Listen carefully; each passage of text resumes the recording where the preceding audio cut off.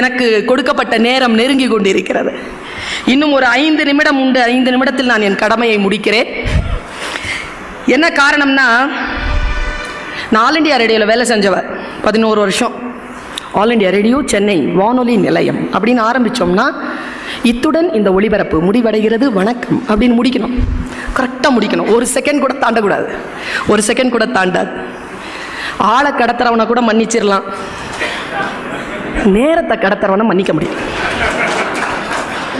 இது ரொம்ப சந்தோஷம் எனக்கு. நேரத்தை நல்லா மெயின்டைன் பண்ணிகிட்டே வரீங்க. காலம் பொன் போன்றதல்ல. பொன்னை இழந்தால் சம்பாதித்துக் கொள்ளலாம். காலம் உயிர் போன்றது, இழந்தால் சம்பாதிக்க முடியாது. வேதத்தில் இறைவன் சொல்லுகிறான், நான் காலமாக இருக்கிறேன், என்னை யாரும் குறை சொல்லாதீர்கள். ஆக காலத்தின் அருமை தெரிந்து நான் ஒரு விஷயத்தை சொல்கிறேன். மலை மேலே ஏறி வந்துட்டு இருந்தேன். நீங்களும் பார்த்திருப்பீர்கள்.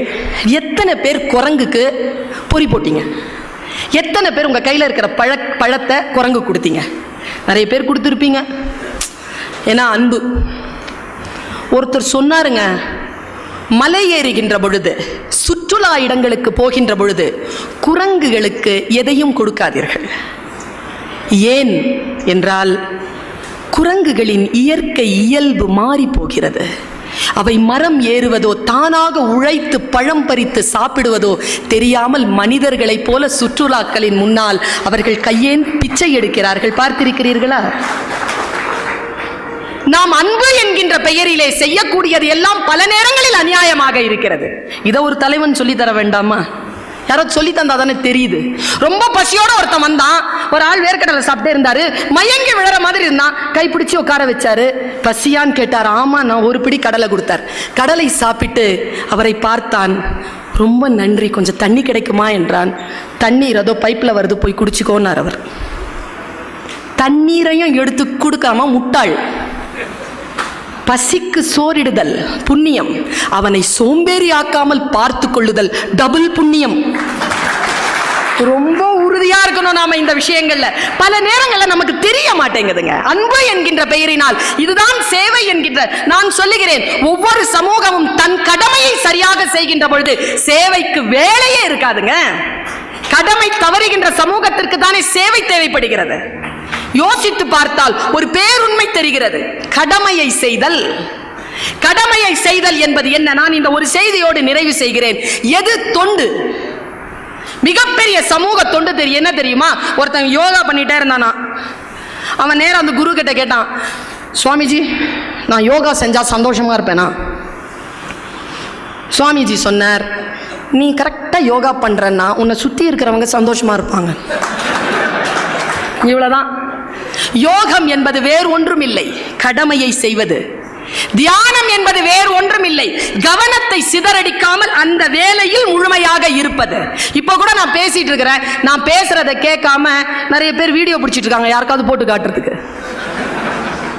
பேச்சை முழுமையாக கேட்டல். அந்த வினாடியில வேதாத்திரி மகரிஷி சொல்கிறார், தியானம் என்பது நீ சமைக்கின்ற பொழுது உப்பை போடுகிறாயா, உப்பை போடுகின்ற பொழுது இருக்கும் உன் மனநிலைக்கு பெயர் தான் தியானம். இதை விட என்னங்க விளக்கம்? புரிந்தவர்கள் பாக்கியசாலிகள். அந்த வினாடியில கவனம் சிதறினால் உணவு கெட்டு போகும், அளவு மாறி போகும். அந்த கடமையை செய்தல். நான் ஒரு செய்தியோடு நிறைவு செய்கிறேன். சமீபத்தில் சில விஷயங்கள் படித்தேன். எது ரொம்ப ஆழமா இருக்குமோ மனசுல, எது ரொம்ப ஆத்மாவை தாக்குமோ அதை நான் சொல்வது வழக்கம். பர்வீன் சுல்தானா பேசுறேன்னா, கேமரா ஒன்று இருக்குல்ல மைண்ட்ல, அதை ஆன் பண்ணுங்க. பல நேரங்களில் நம்ம அந்த கேமராவை ஆஃப் பண்ணி வச்சிருக்கோம், அதான் வாழ்க்கையில் முன்னேறாமல் இருக்கிறோம். எவனோ ஒருத்தன் கற்பனையில் காட்டியதை மட்டும் நாம் பார்த்து கொண்டிருக்கிறோம். நம் கற்பனைக்கு இடமில்லாமல் போய்விட்டது. கற்பனைக்கு இடமில்லாமல் போகின்ற சமூகம், அவங்க சொன்ன மாதிரி குட்டை நீர் தான். கற்பனை வளர வேண்டும். Imagination is more then knowledge. Einstein சொன்னது. கற்பனை உங்கள் மைண்டில் ஒன்று இருக்குது, ஆன் பண்ணுங்க, கேமரா ஆன் பண்ணுங்க. இப்போ நான் தெரியக்கூடாது, உங்கள் கேமரா தான் ஆன்ல இருக்கணும். 2 நிமிஷம். ஒரு பொட்டல் காடு, ஓரத்தில் ஒரு மரம், அதை தாண்டி ஒரு காடு. பொட்டல் நிலம், ஒற்றை மரம், அதை தாண்டி காடு. ஒரு மான் ஓடிக்கொண்டிருக்கிறது. தட்டு தடுமாறி ஓடுகிறது மான், பதட்டத்தோடு ஓடுகிறது மான், அப்பப்ப திரும்பி திரும்பி பார்த்து கொண்டு ஓடுகிறது மான். கேமராவை கொஞ்சம் திருப்புறோம், எதை பார்க்குதுன்னு. அங்கே ஒரு வேடன் அம்பை குறிவைத்துக் கொண்டிருக்கிறான். அந்த மானை குறிவைத்துக் கொண்டிருக்கிறான் ஒரு வேடன். அதிலே அகப்பட்டு விடக் கூடாது என்று பதறி பதறி ஓடுகின்ற மான் அந்த ஒற்றை மர நிழலில் கொஞ்சம் ஆசுவாசப்படுவதற்காக நிற்கிறது. அதன் கால்கள் விதிர் விதிர்த்து கொண்டிருக்கின்றன. இதோ கொஞ்ச நேரத்தில் காற்றுக்குள் நுழைந்து விட்டால் வேடனிடம் இருந்து தப்பித்து விடலாம் என்று காட்டை பார்க்கிறது. காடு தீப்பிடித்து எரிகிறது. என்ன செய்வது என்ற பயத்தோடு திரும்பி பார்க்கிறது. அப்பொழுது காட்டிலிருந்து புறப்பட்டு வந்த ஒரு புலி மானை பார்த்து கொண்டு நிற்கிறது. என்ன செய்வது என்று தெரியாமல் இந்த பக்கம் போகலாம் என்று இடது பக்கம் திரும்பினால் எந்த மிருகத்திற்கும் பிடிக்காத வானத்திலிருந்து பேர் இடி கேட்கிறது.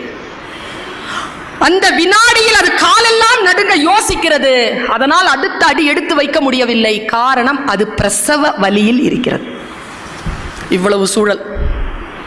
அப்பொழுது அது தன் ஆன்மாவிடம் பேசுகிறது. நான் என்ன செய்ய? ஆன்மா அதனிடத்தில் கேட்கிறது, ஏ மானே, திரும்பி வேடனிடத்தில் போய் அடிபட்டு சாக போகிறாயா?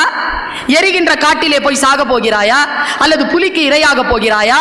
அல்லது இடிக்கு சிதைய போகிறாயா? என்ன செய்ய போகிறாய்? எதுவும் செய்யாத. இப்பொழுது இந்த வினாடியில் இயற்கை உனக்கு ஒரு கடமையை கொடுத்திருக்கிறது. அந்த கடமை இந்த குட்டியை ஈனுவது. அதை மட்டும் செய் என்று ஆன்மா கட்டளையிடுகிறது. அந்த ஆன்மாவின் கட்டளைக்கு அடிபணிந்த அந்த மான் எல்லா பேராபத்துகளையும் மறந்துவிட்டு குட்டியை ஈனுவதில் தன்னுடைய கவனத்தை செலுத்துகிறது. குட்டி ஈனக்கூடிய அந்த சூழலை வேடன் பார்க்கிறான். குட்டி இதோ பிறந்துவிட போகிறது என்கின்ற நிலையில் வேடன் கொஞ்சம் அந்த பக்கம் திரும்பி பார்க்கிறான். அங்கே ஒரு புலி நிற்கிறது. இந்த பிரசவ வாடைக்கு புலி வந்துவிடக் கூடாதே என்று மனம் ஏதோ ஒன்று செய்ய தன் அம்பை சரியாக புலியிடத்தில் திருப்புகிறான் வேடன். புலியை அடிக்கிறான். தன் மீது அம்பு பாய்ந்த போது தன்னை அடித்த வேடனை துரத்துகிறது புலி. 2 ஆபத்து காலி. இடி இடித்ததில்லையா? அந்த வினாடியில் பெரும் மழையாக பெய்து காட்டிலே இருக்கக்கூடிய தீ அடைகிறது. இது கதை. சொல்லும் நீதி என்ன தெரியுமா? நீ உன் கடமையை முழுமையாக செய்தால் உன்னை சுற்றி இருக்கக்கூடிய பேராபத்துகளை இயற்கை பார்த்து கொள்ளும் என்கின்ற ஆழம். நம் மனம்தான் நமக்கு குரு, நம் மனம்தான் நமக்கு தலைமை. இந்த தலைமை சரியாக இருந்தால் சுற்றுச்சூழலும் சமூக தொண்டும் மிக சீரிய அளவில் இருக்கும். நல்ல தலைவர்களை உங்கள் மனதை அடையாளம் கண்டு கொள்ளுங்கள். அதுதான் நமக்கான ஆசீர்வாதம் என்று சொல்லிவிட்டு வாய்ப்பளித்தமைக்கு நன்றி பாராட்டி விடைபெறுகிறேன். நன்றி, வணக்கம்.